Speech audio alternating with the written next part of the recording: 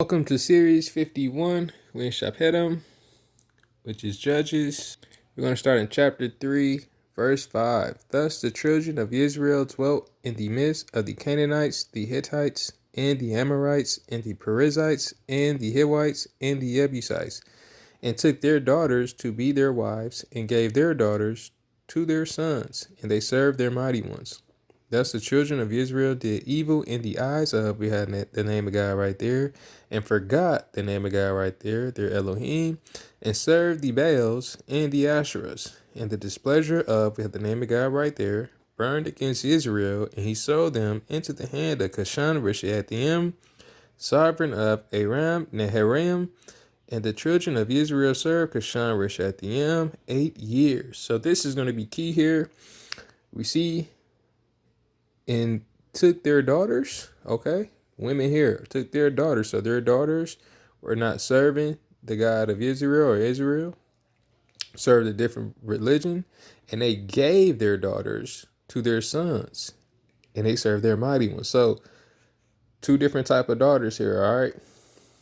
They gave their daughters, the ones that they brought up, believe in the same religion, all right? They gave them to their sons, and they went off and served the mighty one. So this should be an example here of who to marry, a good example here. This should be in key points for sure.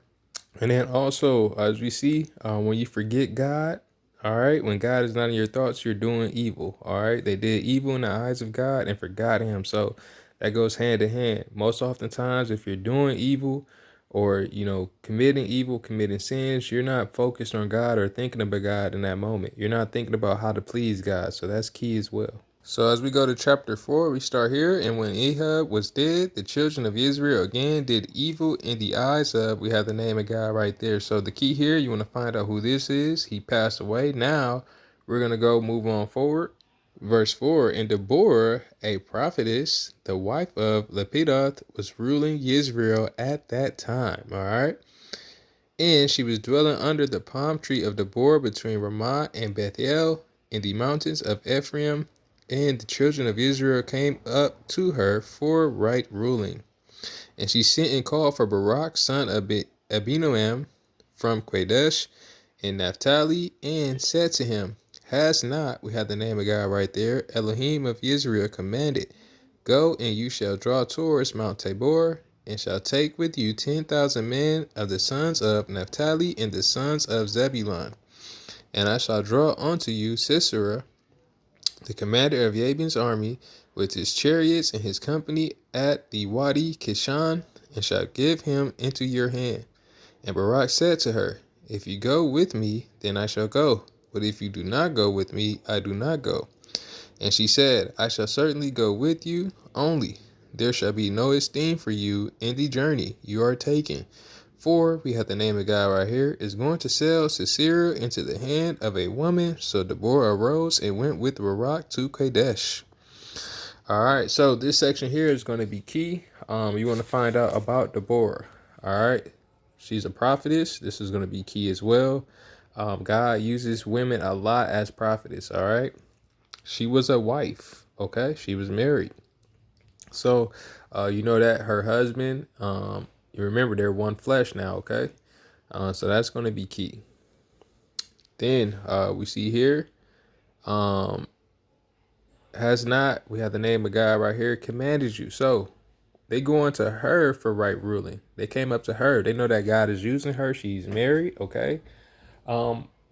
Because you have a title and things like that, especially prophetess and things like that, you don't want to get into the temptation of feeling like you're a God or things like that. I'm not saying that Deborah is, but a lot of humans, as we see, they go to these people who God is using, and they go to them and ask them what should be done and things like that. And she has to address them. Has God not said? All right. And we see here also, if you go with me, then I shall go. But if you do not go with me, I do not go. This is kind of like reminds you of things you do like kids, like, if you do it, I'll do it, and things like that. You have to be able to make up your mind and make your own decisions for God. You can't let anyone make it for you, not your pastor, not a prophet, not anyone who's used by God. You have to be able to use your faith as well. And then also, those who are being used by God, especially women. You know that you go back to the garden, you see how the enemy went after Eve, all right? The mother of all the living. Now, you don't want to fall into that temptation. You got to, and women, you must know that there's a false prophet out there, false prophetess, all right? Who is going to be, we do not know. When it talks about the Antichrist and false prophet, you want to find out about that and just prepare yourself to be able to fight against that. That's going to be key because as we see here, they're going up to her. And we see here, only there shall be no esteem for you in the journey you are taking. For we have the name of God right here. It's going to sell Sisera into the hand of a woman. So she went with Barak, but Barak, because he was hesitant, didn't have full trust in God, is going to a woman. The esteem is going to a woman. So that's key there. So women, just do what you're supposed to do. God will bless you and even allow you to do great things. So as we go on, verse 14. And Deborah said to Barak, rise up, for this is the day in which, we have the name of God right there, has given Sisera into your hand, has not, we have the name of God right there, gone out before you. And Barak went down from Mount Tabor with 10,000 men after him. Key right here. Remember I told you we're living in the past, and this is just confirming that. We see, has not God gone out before you? He already went out. She said, for this is the day in which, we have the name of God right there, has given Sisera into your hand. It's already done. But because he was hesitant and didn't believe, all right, and women, you see that here. He sold it to someone else. So you got to see here, know when someone is, or God is telling someone to do something. Train your children, if you have them, to always obey God. You want to always be in obedience and obeying because you don't want to miss your blessing. All right.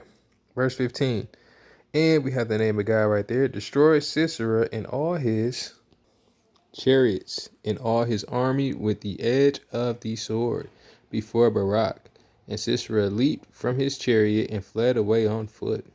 But Barak pursued the chariots and the army as far as Harosheth Hagoyim, and all the army of Sisera fell by the edge of the sword. Not one was left. Sisera, meanwhile, had fled on foot to the tent of Yael, the wife of Heber the Kenite, for there was peace between Jabin, sovereign of Hatzor, and the house of Heber the Kenite.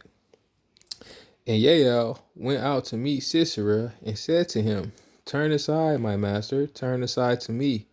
Do not fear. So he turned aside with her into the tent, and she covered him with a blanket.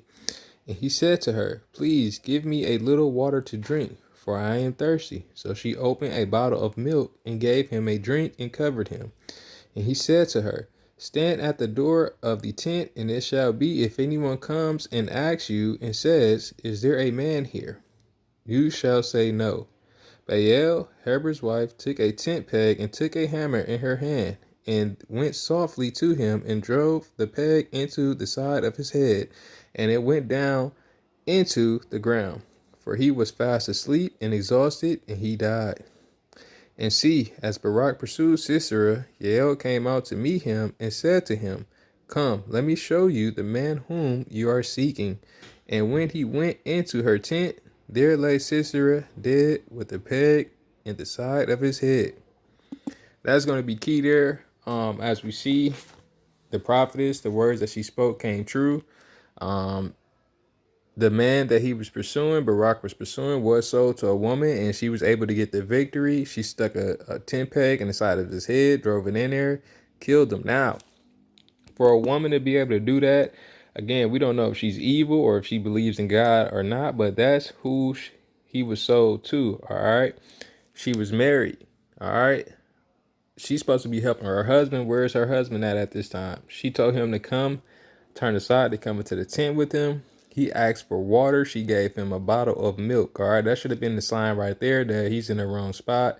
It was time to go, but for whatever reason, his thirst was satisfied by the milk. That was the key right there. He asked for water, a little water. She gave him a bottle of milk. His thirst was quenched. That maybe gave him enough comfort to stay. And then you see, he told her what to do. He's telling her like it's his wife. If there's a man here, you say no, and things like that. But she's not taking that. All right. She let him think that everything was good. As soon as he was fast asleep and exhausted, he died. She stuck it right through the side of his head. All right, so know who you're around, if they're trustworthy or not. And then again, you don't want to trust anyone, especially with this type of situation going on. You want to make sure you believe in God. And then also, you just want to obey God. You see that Barak showed up. She already came out. Let me show you the man who you're seeking. All right. So for women, you should know that. And for everyone, if they're not in the same religion as you, they may be getting signs for God, or God may be telling them what to do while you're here, just to test you and your faith. And we see here she already knew who Barak pursued. She knew who he was looking for. She told him, "Let me show you." And that should be confirmation for him to, strengthen your faith, confirmation for you to strengthen your faith, and just totally believe, because, how all this is happening, how all this is playing out. We see that they're in the past, right? God has already told them what to do. The prophetess gave him the message. She gave him, everything he did wrong. She told him that he was not going to have no esteem. It was going to be sold to a woman. She didn't tell him who the woman was. And then we see how it all played out in scripture. So again, if you're not reading from the beginning or starting from the beginning, you're not going to be able to get a full grasp of what's going on as we're building on. So we're going to get the key points out. I hope you enjoy this and stay tuned for more. God bless.